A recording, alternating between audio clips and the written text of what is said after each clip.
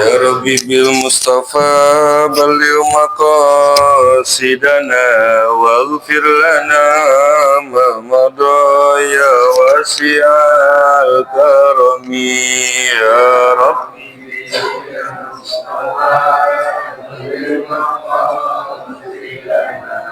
واغفر لنا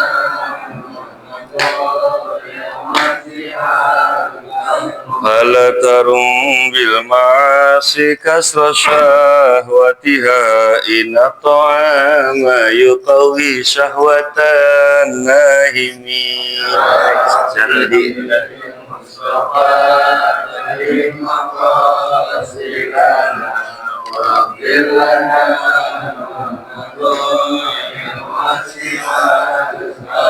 محمد سيد الكونين والثقلين والفريقين من عرب ومن عجم يا ربي بالمصطفى بلغ مقاصدنا واغفر لنا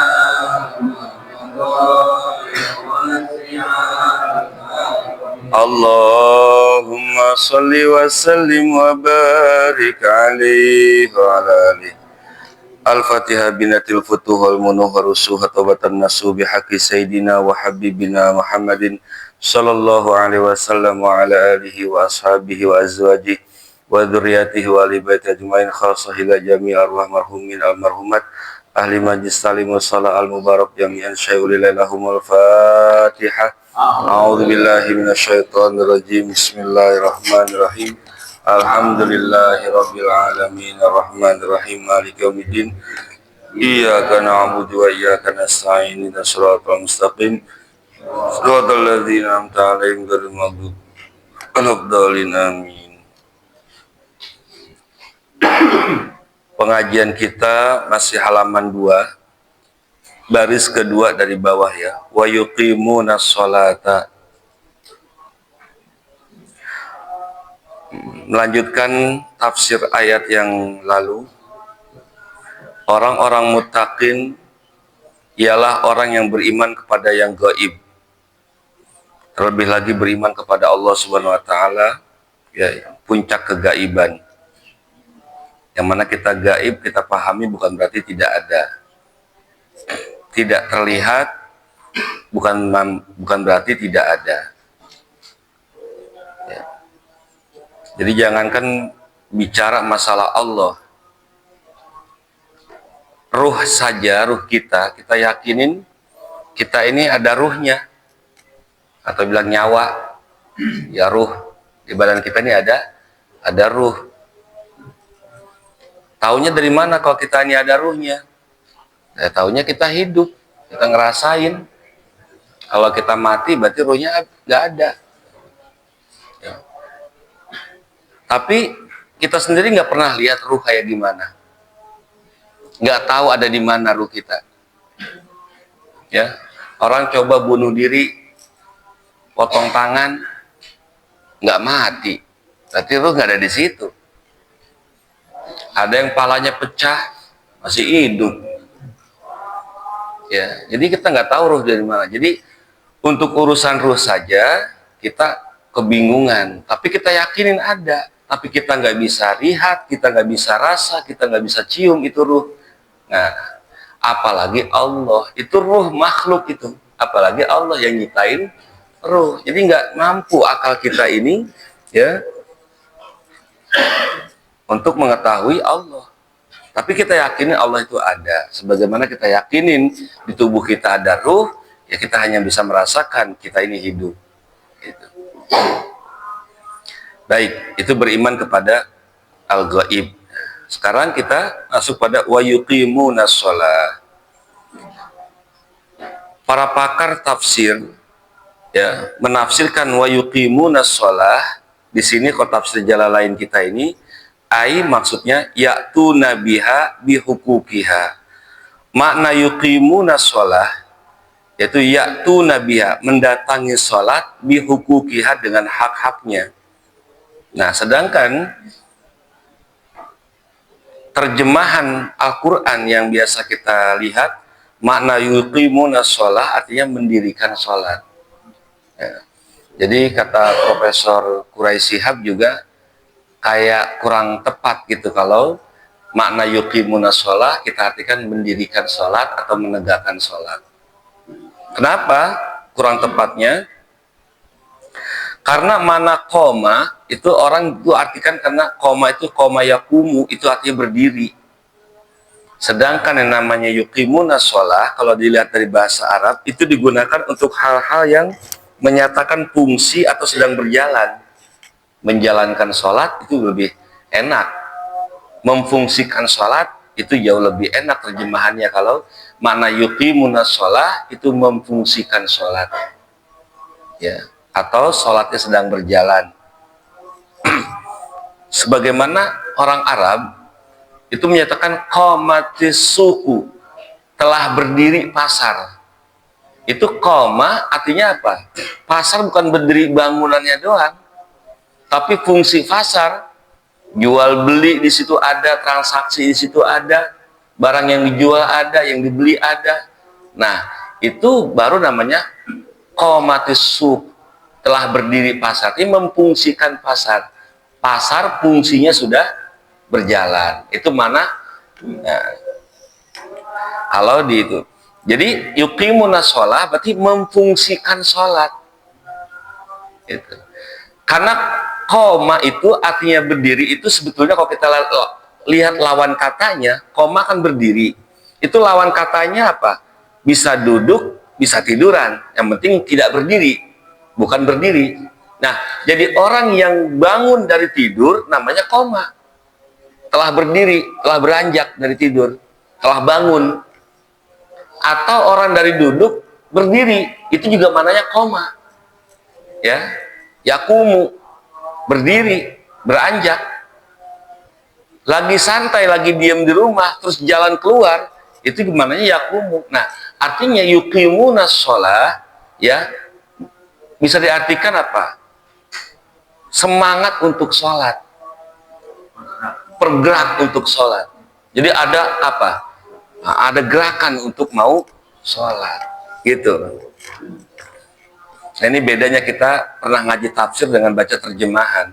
Ya.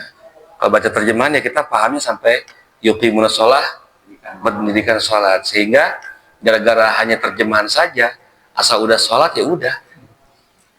Padahal di sini tafsirnya ya'tuna bihuquqiha, mendatangi sholat dengan hak-haknya. Artinya apa? Ada hak bacaan, ada hak sujudnya, ya, rukun dan syaratnya harus terpenuhi. Itu ya lagi dari segi lahiriah atau ya dari segi fikihnya. Kalau segi batiniahnya apa haknya? Jadi sholat harus ada khusyuk, harus ada khudu, harus ada ubudiyah, penghambaan kita kepada Allah. Nah, jadi yuqimuna sholah artinya mendatangkan hak-hak sholat. Gitu. Di sini tepat terjemahannya, yaitu mendatangkan hak-haknya sholat. Jadi artinya lebih enak memfungsikan sholat sesuai dengan fungsinya. Itu dari segi yuqimuna. Nah, sekarang kita lihat apa itu as-sholah. As-sholah menurut bahasa artinya ad-du'a, doa. Jadi sholat itu adalah doa, ya. Sebagaimana ayat washolli alaihim, dan doakan atas mereka. Bukan sholatlah atas mereka, karena yang disolatin itu masih hidup, bukan berarti sholat. Ya, mananya doakan washolli alaihim. Inna sholata sakana lahum, karena sesungguhnya doa kamu itu membuat tenang mereka. Gitu. Jadi artinya sholat itu artinya doa menurut bahasa. Kalau menurut fikih, sholat itu kan apa? Ya, af'alun makhsusotun, perbuatan yang tertentu, ya, muftatihatun bitakbiri wa muhtatimatun bitaslimi, yang dibuka dengan takbir, diakhiri dengan salam. Jadi perbuatan tertentu, itu definisi fikih. Kalau sholat itu diambil kata sok, lam, waw, tulisannya amata, sholata, mananya apa? Doa. Bisa juga sholat diambil kata uslah, wa sholat, Jadi wuslatun, wasol, artinya sampai. Jadi kalau kita mau sampai ke tujuan hidup kita itu Allah Subhanahu wa taala, sholat. Jadi mendirikan sholat artinya mendirikan cara untuk sampai ke Allah. Nah, sehingga tidak berlebihan kalau baginda Nabi katakan awalu ma yuhasabu alal mar'i as-sholatu. Awal-awalnya yang dihisab atas seseorang ialah sholatnya. Gitu. Jadi sholat adalah kendaraan untuk kita sampai ke Allah. Dan hadis Nabi juga mengatakan as-sholatu mi'rajul mu'min. Sholat itu adalah mi'rajnya mukmin, tempat naiknya orang mukmin. Gitu. Mau sampai ke Allah, ya sholat. Jadi itu mana yuqimunas sholat. Ya. Ada juga mana sholat itu diambil kata waslan. Waslan ini waw, sod, lam, sama alif. Mananya apa? Tulang, apa namanya? Urat punggung. Jadi karena sholat itu kita menggerakkan urat punggung kita. Jadi bergerak, bikin semangat. Itu sholat. Nah, sehingga apa? Di tubuh kita ini ada urat 360 urat. Urat kecil. Ya. Dan itu kalau kita sholat duha 2 rakaat, berarti kita sudah menzakatkan tubuh kita. Jadi ini jangan dipakai doang ini. Ada zakatnya. Yaitu sholat duha 2 rakaat. Itu zakatnya urat-urat kita. Kita bisa lihat apalagi mata berapa uratnya itu. Kecil-kecilnya itu. Kita bisa lihat kiri, kanan, segala macam. Jadi sholat juga diambil kata urat. Ya. Nah, jadi wa yuqimunas shalah. Jadi sifat-sifatnya orang beriman itu beriman kepada Allah, mendirikan sholat, wa mimma razaqnahum, dan dari apa-apa razaqnahum yang telah kami berikan mereka, a'tainahum, kami berikan mereka, yunfiquna, diinfakan. Ini asalnya wa mimma, kita satu-satu namanya ngaji tafsir ya, kita pretelin satu-satu. Wa mimma, asalnya min dengan ma, diidghamkan jadi mimma, asalnya dan min. Min itu artinya dari. Ya, dari. Nah, kalau ulama sastra, ulama balaghah melihat min ini mana maknanya min ibtidaiyah, min permulaan, dan dari apa-apa. Mimnya itu lamnya lam mausul, ya, mim mausul tuh. Min dengan ma. Dari minaladina, salah tuh. Dari yang, gitu. Dari yang aku rizkikan kepada mereka. Yunfikun, diinfakan. Ini ciri orang beriman, orang bertakwa itu, ya. Jadi rizki itu minnya min ibtidaiyah. Kenapa? Min permulaan. Walaupun kamu merasa cari duit, ujung-ujungnya itu semua dari Allah. Merasa kamu kerja, itu ujung-ujungnya dari Allah. Makanya min. Ya, dari. Bukan pakai an. Ya, bisa aja anma razaqnahum. Itu juga an artinya min. Dari juga. Min artinya dari, an juga artinya dari juga, sama-sama. Cuman kalau an itu tidak ada ibtidaiyah, bukan dari permulaan. Ya, an. Contoh dalam bahasa Arab itu misalnya romaitu sahma anil kausi. Saya melempar anak panah dari busur. Itu enggak permulaannya dari busur, sebelum busur. Itu an. Tapi kalau misalnya min itu salah. Misalnya romaitu sahma min kausi, nggak bisa. Karena busur itu di depan. Dari situ nggak bisa loncat itu busurnya. Pasti melewati busur itu. Jadi kalau dalam bahasa gitu, jadi ya ibtidaiyahnya permulaan, semua rezeki kamu itu semuanya dari Allah. Nah, juga min itu fungsinya litabaid, sebagian, nggak semuanya. Wa mimma, dan dari sebagian apa-apa yang razaqnahum, aku telah rezekikan mereka, yunfiquna, diinfakan. Nah, coba perhatikan. Dari susunannya, mestinya kalau kita belajar grammar, nahwu, bahasa Arab itu, grammar, mestinya yunfikuna mimma rozaqnahum, menginfakkan dari apa-apa yang kami rizkikan. Mesti begitu susunannya.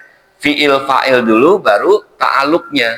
Ini enggak. Wa mimma, dan dari apa-apa yang aku rizkikan, yunfikuna, diinfakan. Nah ini ada namanya faedah ihtimam dalam ilmu nahu atau dalam ilmu balaghah, itu ada faedah ihtimam, faedah mengkhususkan atau menjadikan perhatian. Jadi disebutkan dulu, ya, rizki yang aku kasih infakin, begitu kata Allah. Jadi biar kita ini ingat bahwasanya apa yang kita mau kasihkan itu bukan dari kita. Makanya Allah ingetin dulu, rizki yang aku kasih infakkan, kata Allah. Kayak kita nyuruh anak kita bagi adiknya, tuh duit yang tadi bapak kasih adik kamu. Mestinya kasihlah adik kamu uang yang aku berikan, tapi enggak, disebutin dulu. Yang bapak kasih adik kamu. Nah, itu penegasan, ihtimam.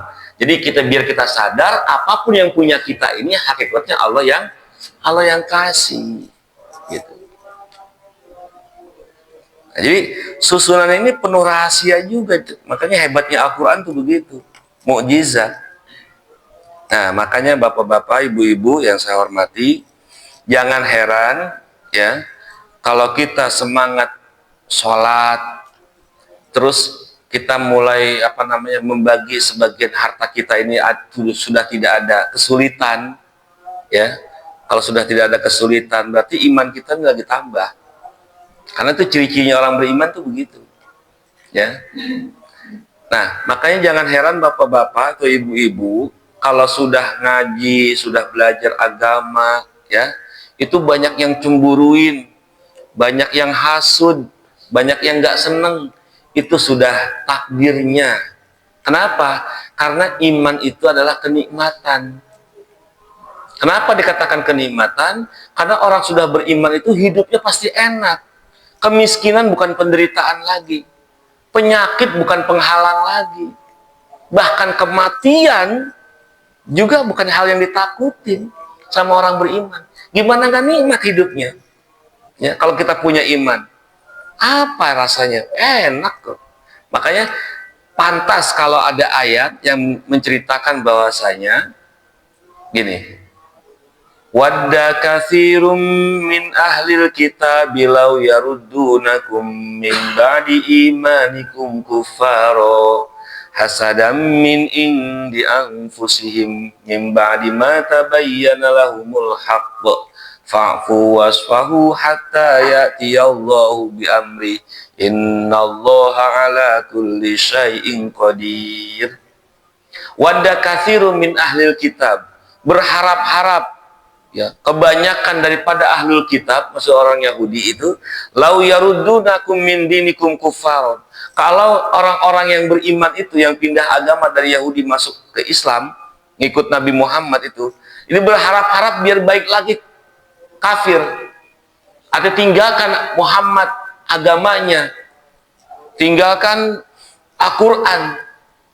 Kenapa mereka berharap-harap kayak begitu? Ya, hasadan, karena hasud. Nah, berarti kan orang mukmin, orang yang punya iman itu dapat kenikmatan, sehingga orang yang tidak beriman itu hasud. Kenapa kok hasud? Kok iman itu nikmat? Kalau iman itu bukan nikmat, nggak ada tuh sahabat yang digebugin tapi tetap mempertahankan imannya. Sahabat Bilal coba, dijemur di tengah hari terik panas. Panasnya bukan panas pegangsaan, Arab. Kayak apa panasnya? Ditiban batu, tapi tetap ahad. Ada diintimidasi. Gak terasa tuh kesulitan itu, baru kesusahan. Seorang budak tetap ahad. Keluarga Yasir, dari Ammar bin Yasirnya Satu keluarga di besi panas ditempelin ke kulitnya untuk balik lagi ya memeluk agamanya. Kenapa mereka kuat dan bahkan rela mati? Iman. Kalau iman itu nggak enak, kenapa dia mempertahankan? Karena enak iman. Disiksanya udah kebayang sorga. Dia percaya. Makanya orang-orang Yahudi ini hasud, gitu. Enak banget dia beriman. Makanya hasadan min anfusikum. Mereka tuh hasud, berupaya membuat ragu. Nah, makanya ini ayat asbabun nuzulnya ini, ayat wadda katsirun min ahli kitab ini asbabun nuzulnya, tatkala itu ya orang muslimin kalah perang waktu perang Uhud.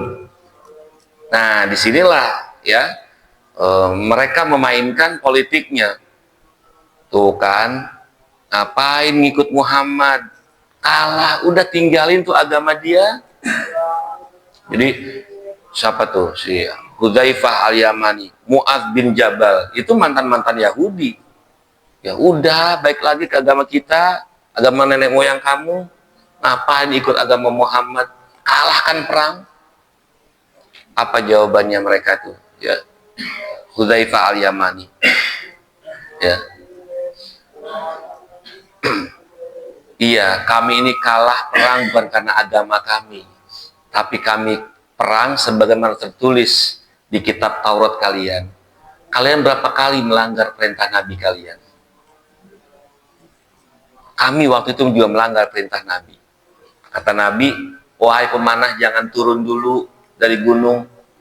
Pemanah turun karena buru-buru ambil ghanimah, harta rampasan. Akhirnya kan kalah, diserang balik. Gitu. Kalau Mu'adz bin Jabal jawabannya apa?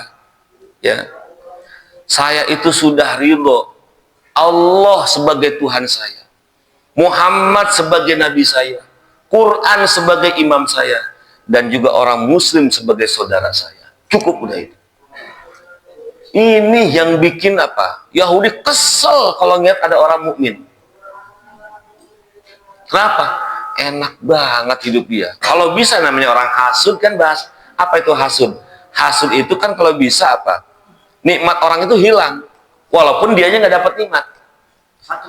Nah itu. Hasud tuh begitu. Ya. Hasud tuh begitu. Jadi diintimidasi, di pojok-pojokin. Kiblatnya coba. Kiblat. Emang kiblatnya kita salah aja. Baitul Maqdis kenapa pindah ke Mekah? Berarti kan agama kamu nggak eksis itu. Kalau memang kiblat Ka'bah yang benar, kenapa dulu pernah nyembah ke Baitul Maqdis? Berarti agama kamu nggak benar itu. Digituin. Gak konsekuen. Kalau memang kita kemarin salah, kenapa kamu ikut ke Baitul Maqdis kiblatnya? Jadi sengaja dibikin upaya biar apa? Kita ragu dengan agama kita. Nah, begitulah upaya mereka itu. Ya. Cuman ya berhasilnya sama game lah. Kalau udah kena game ya udah sholat kagak gantaran, iman turun. Balik ke laptop. Ya udah. Tapi ya itulah ya, mereka itu sampai-sampai mempertahankan imannya kayak begitu luar biasa. Ya, udah 5:30 ya. Udah cukup ya. Insya Allah kita lanjutkan lagi ya. Jadi orang-orang yang beriman itu ialah orang yang percaya kepada Allah, mendirikan sholat atau menjalankan atau memfungsikan sholat dengan benar, dan juga wa mimma razaqnahum yunfikun, dan dari apa yang dirizkikan yang Allah berikan itu diinfakkan fi taatillah, dalam taat kepada Allah ya.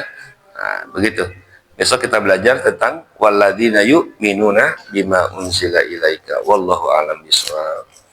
Bismillahirrahmanirrahim. Alhamdulillahirabbil alamin. Allahumma shalli wa sallim ala sayyidina Muhammad wa ala ali sayyidina Muhammad. Allahumma rzuqna imanan kamilan yubashiru qulubana. Ya Allah, berikanlah kami rizki keimanan yang sempurna ya Allah, yang dapat menggembirakan hati kami. wa yaqinan shadiqan hatta na'lama annahu la yusibana illa ma katabtana. Allahumma rzuqna kalimatis syahadah. Ya Allah, berikanlah kami kalimat syahadah inda intihai ajalina, tatkala kami meninggalkan ajal ini ya Allah. Qaulan la ilaha illallah Muhammadur Rasulullah sallallahu alaihi wasallam. Ucapan kalimat la ilaha illallah Muhammadur Rasulullah. Alaiha nahya wa alaiha namut. Atas kalimat itu kami dihidupkan dan atas kalimat itu kami dimatikan. Wa alaiha nub'atu insyaallah taala minal alamin. Dan dengan atas kalimat itu ya Allah juga kami dibangkitkan bersama para nabi, para syuhada, para sholihin. Wa sallallahu alaihi Muhammad. Alhamdulillahi rabbil alamin. Assalamualaikum warahmatullahi wabarakatuh.